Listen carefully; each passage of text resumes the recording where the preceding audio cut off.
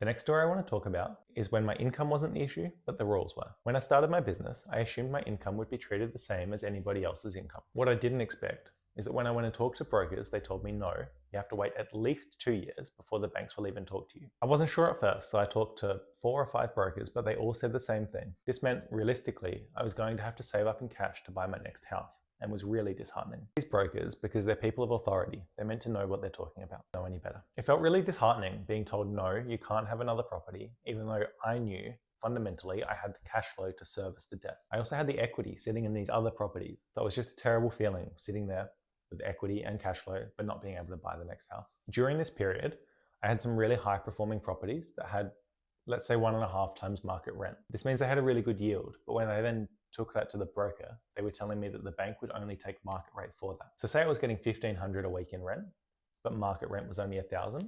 That was essentially $500 a week that the bank was just completely ignoring. The cost of this is that, well, emotionally there was a cost, but also the time it took me to get into the market for my next purchase means I missed out on almost a whole year of appreciation. In the scheme of things, that might be $100 grand that I lost just because I couldn't get into the market because of the wrong advice.